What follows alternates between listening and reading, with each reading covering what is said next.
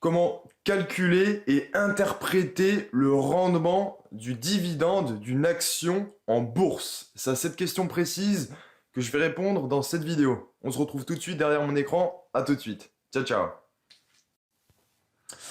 Ok, alors, comment calculer et comprendre le rendement du dividende d'une action? Allez, c'est parti. Alors, donc le calcul du rendement du dividende d'une action, c'est le suivant. Alors, le rendement du dividende d'une action, il se calcule en divisant le dividende par le cours boursier d'une action. Le rendement du dividende, il se calcule toujours à l'année, sur une année complète. Donc que vous touchiez un dividende trimestriel, mensuel ou semestriel ou bien annuel, vous calculez toujours un rendement du dividende sur l'année complète. Donc, je vous donne un exemple concret. Vous investissez dans une entreprise qui verse un dividende semestriel qu'on va considérer stable de 3 euros. Donc, tous les 6 mois, vous touchez 3 euros. Et le cours boursier de cette action, de cette entreprise, est de 100 euros. Donc, au moment où vous achetez l'action de la société en question, vous payez l'action 100 euros. Donc le calcul du rendement du dividende, c'est le suivant. Je l'ai dit, le rendement du dividende se calcule à l'année. Donc votre dividende, donc qui est forcément, votre rendement annuel, donc il se calcule de la manière suivante. Donc vous avez un dividende annuel qui est équivalent à 2 fois votre dividende semestriel. Vous touchez 2 fois par an votre dividende, donc 2 fois 3 euros. Et donc, à l'année, vous touchez donc un dividende global, un dividende annuel de 6 euros. Or, vous avez payé votre action 100 euros. Donc, vous touchez d'un côté 6 euros et vous avez payé l'action 100 euros. Donc, le rendement de votre dividende, il est tout simplement de 2 fois 3 euros, puisque vous touchez 2 fois par an 3 euros, divisé par 100, puisque 100, c'est le cours boursier de l'action lorsque vous l'avez acheté. Vous avez payé votre action 100 euros lorsque vous l'avez acheté. Et donc, vous touchez 6 euros de dividende pour 100 euros d'investi. Vous avez payé 100 euros votre action, donc vous touchez 6 euros sur 100 euros. Donc, vous avez un rendement du dividende de 6%, 6 sur 100. Précision importante, le rendement du dividende d'une action qui est cotée en bourse fluctue incessamment parce que le cours boursier fluctue lui aussi. Donc, le rendement du dividende d'une action, il peut varier du jour au lendemain. Parce que le cours boursier d'une action, lors des séances boursières, fluctue. Donc même si le dividende, globalement, il reste toujours de 3 euros, dans l'exemple que je vous ai pris, peut-être que lorsque vous achetez votre action, l'action est cotée 100 euros, mais peut-être que demain, cette action sera cotée 95 euros ou alors 102 euros. Je ne sais pas. Dans ce cas-là, le rendement du dividende se calcule toujours de la manière suivante. Donc vous touchez quand même 6 euros, mais vous divisez pas par 100 euros, mais par le nouveau cours boursier. Donc qui peut être par exemple de 95 euros ou de 102 euros, etc. Ensuite, du coup, on va faire des études de cas très simples. On va calculer le rendement du dividende de 3 actions cotées en bourse, à la bourse de Paris, donc sur le CAC 40 en l'occurrence. Et c'est intéressant de faire cette étude de cas. Pourquoi? Parce qu'on va calculer le rendement du dividende de L'Oréal, de Vinci et de Total. Et ces 3 entreprises ont un dividende qui respectivement est annuel, semestriel et trimestriel. Donc c'est parti, on va calculer ça tout de suite. Donc déjà le dividende de L'Oréal. Donc je vais m'intéresser au dividende de l'exercice 2019. Précision en bourse, lorsque vous touchez un dividende, il est toujours calculé par rapport au bénéfice de l'exercice précédent. C'est-à-dire que le dividende versé en 2020 provient des bénéfices réalisés en 2019. Alors, nous voyons que en 2019, le dividende de L'Oréal, donc ça c'est le dividende que vous toucherez en 2020, mais au titre de l'exercice 2019, il est de 4,25 €. Et on voit quoi? On voit que le cours boursier de l'action L'Oréal est de 247,70 €. On va dire 247,70 €. Donc 4,25 € divisé par 247,70. 4,25. Donc ça c'est ce que vous touchez à l'année comme dividende. Divisé par le cours boursier, si vous achetez l'action maintenant, 247,70 €. Donc vous achetez votre action 247 euros, 70, et vous touchez 4,25 de dividendes, ce qui vous fait donc 1,71% de rendement. On va multiplier par 100 pour que ça soit plus visuel. Vous touchez donc 1,72, pour être précis, de rendement. Donc le rendement de votre dividende L'Oréal est de 1,72%. Maintenant, on va faire exactement la même chose pour le dividende de Vinci. Alors Vinci verse son dividende 2 fois par an. Donc c'est un dividende semestriel, constitué d'un solde en numéraire et d'un acompte sur dividende, lui aussi en numéraire, donc qui n'est pas égal. Donc je vous ai fait un exemple précédemment avec une entreprise qui verse un dividende stable de 3 euros de manière semestrielle, mais le calcul est exactement le même. Donc là, qu'est-ce qu'on va faire? On va considérer le montant global du dividende versé au titre de l'exercice 2019. Donc on va additionner les deux dividendes de 2019, à savoir 1,25 € et 79 centimes d'euros, et on va diviser ça par le cours boursier de l'action Vinci qui est de 72,32 €. Donc 1,25 plus 0,79, on refait le calcul. Donc on touche 2 fois par an le dividende, le premier est de 1,25 €, le deuxième est de 79 centimes. 1,25 ici, plus 0,79, et on va diviser ce dividende global par le cours boursier de l'action, donc 72,32 €. Donc divisé par 72,32. Et donc vous obtenez un rendement de 2,82%. Donc le rendement de votre dividende Vinci, si vous achetez votre action, maintenant, au cours actuel, est de 2,82%. Et enfin, on va réaliser exactement le même calcul pour le dividende de Total. Total qui verse un dividende trimestriel, donc 4 fois par an. Donc le cours boursier de Total est de 32,25 € et le dividende au titre de l'exercice 2019, donc il est donc de 60. Donc on touche 4 fois son dividende par an, 66 centimes 2 fois et 68 centimes 2 fois. Donc on va additionner ces 4 dividendes, ce qui va nous donner le montant du dividende global sur l'année, et on va le diviser par le cours boursier de l'action Total de 32,25 €. Donc on va additionner tout ça et on va diviser par le cours boursier de l'action. Donc même calcul, donc 66 centimes fois 2 plus 68 centimes fois 2. Donc c'est bien ce qu'on retrouve. 66, donc 2 fois 66 plus 2 fois 68, divisé par 32,25 si je me souviens bien, divisé par 32,25 €. Et donc on divise tout ça par 32,25 € et on obtient le rendement du dividende de Total, donc 8,31%. Je multiplie par 100 pour que ça soit plus clair visuellement. Voilà. Donc le rendement du dividende de Total est de 8,31%. Donc maintenant que vous avez compris comment fonctionne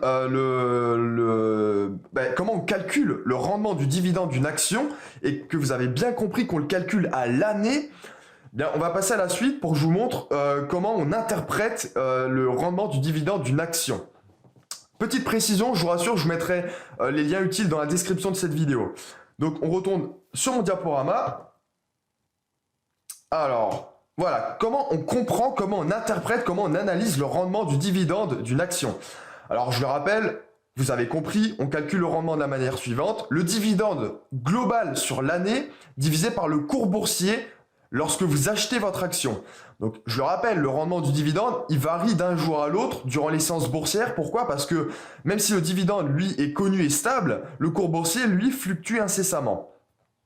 Donc un rendement qui augmente peut signifier 3 choses. Alors pourquoi je précise cela? Tout simplement parce que y a un bon nombre de sociétés qui ont vu leur rendement du dividende augmenter, notamment Total, à partir de mars, parce que le cours boursier a diminué. Et donc tout simplement, je vais expliquer pourquoi un rendement peut augmenter. Donc un rendement du dividende peut augmenter pour 3 raisons. Il y a 3 raisons qui peuvent expliquer une augmentation du rendement du dividende d'une action. La première, elle est toute simple. Bien, le montant du dividende augmente.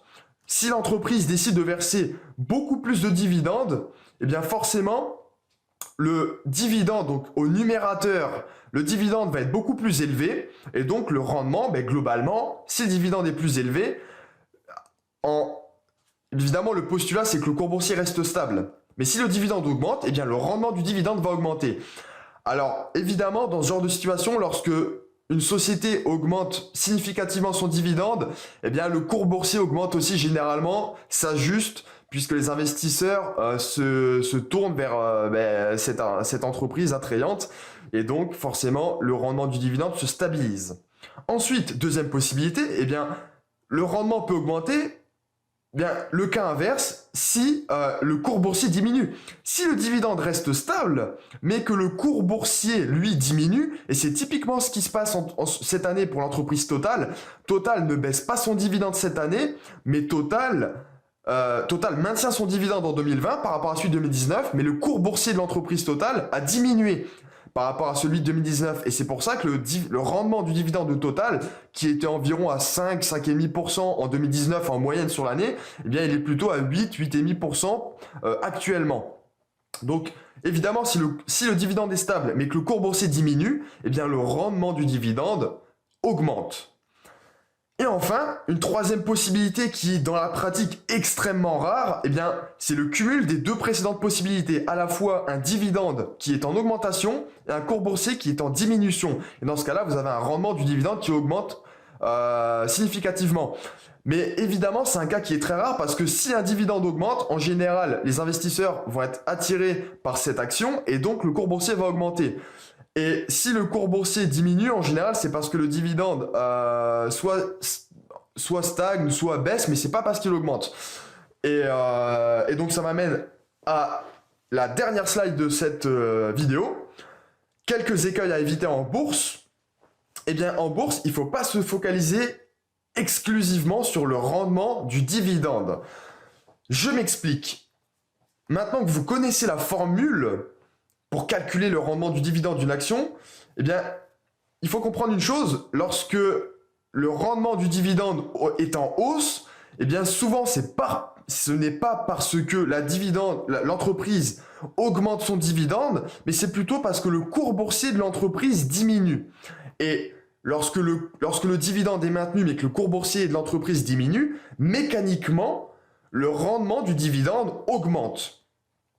Et donc, ça intervient en général lorsque les investisseurs manquent de confiance envers une société. C'est-à-dire que si le cours boursier d'une société diminue, c'est parce que de nombreux investisseurs se mettent à vendre leurs actions de cette société et donc le cours boursier de cette société diminue.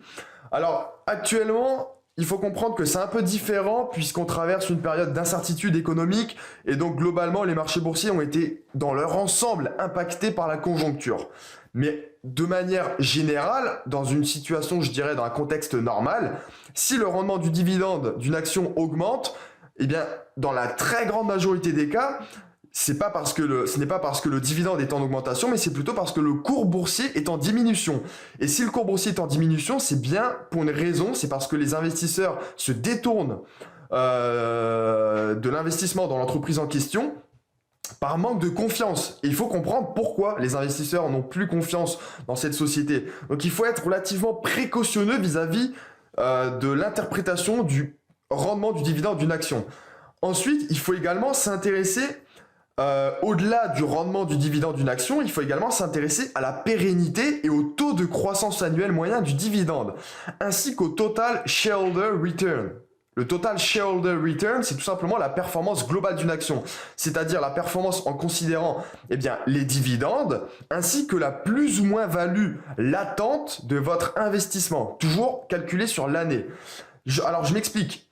Il faut également s'intéresser, donc, lorsqu'on calcule le rendement du dividende d'une action, à la pérennité du dividende.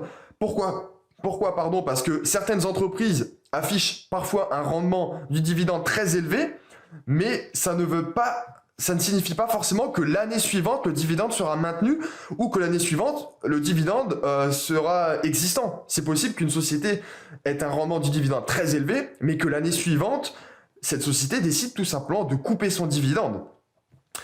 Et en ce sens, je précise une chose, l'entreprise Total dispose d'un avantage puisqu'elle a à la fois un rendement du dividende élevé et un dividende très pérenne.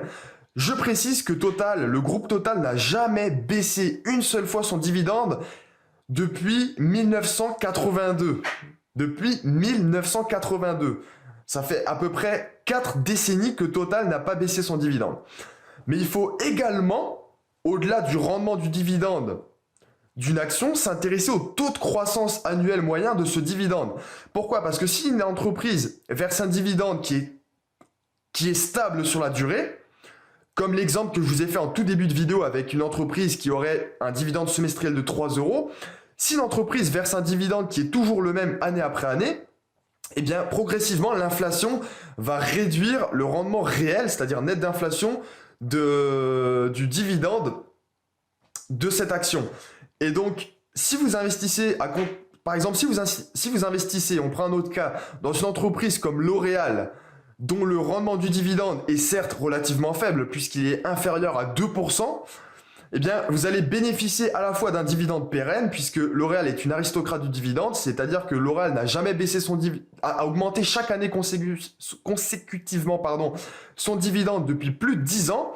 Et en plus de ça, le taux de croissance annuel moyen du dividende de Total est très élevé. Pourquoi? Tout simplement parce que le dividende de L'Oréal, eh bien, on voit qu'il augmente de manière significative année après année.